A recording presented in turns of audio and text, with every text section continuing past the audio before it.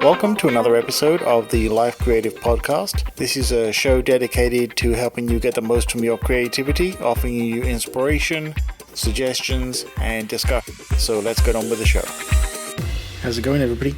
In this episode, I'm going to ask a very simple question with a very complicated answer, most likely. So the question is this.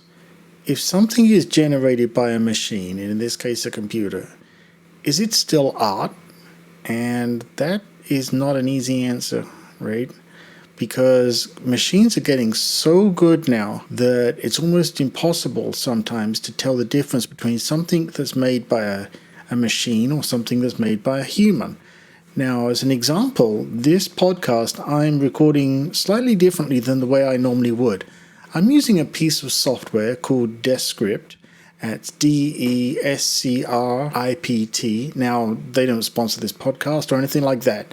I've just been trying it out this week, and I thought this episode would be the perfect opportunity for me to record the episode and try the software. So what does it do? Well, as I'm talking to you now, I can actually see it transcribing on the screen the audio into words, and then afterwards I can actually go back and edit the text just like you would in any sort of text editor or word processor, and it's going to adjust the audio for me.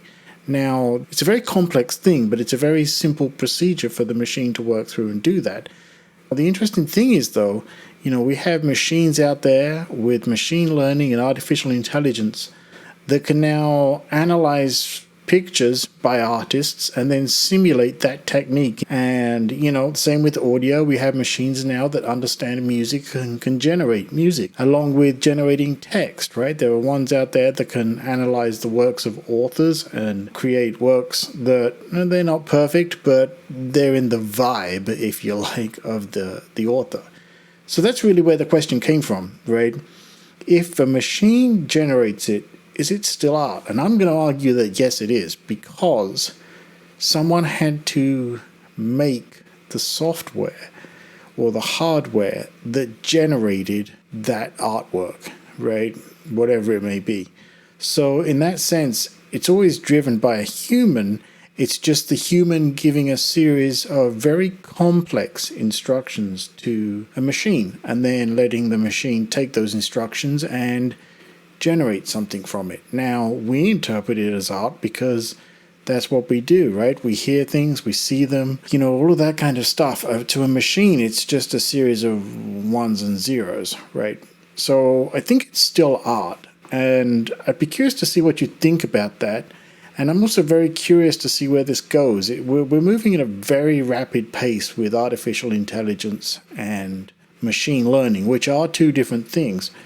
Now, I don't know where it's going to take us, but I do know that it's going to be very interesting, even if, like this software that I'm using right now, enables me to go back and instead of looking at complex waveforms to edit my audio for this podcast, I can actually just read the words and delete or even type in new words and work that way. And then the machine translates that into the audio and the waveforms for me.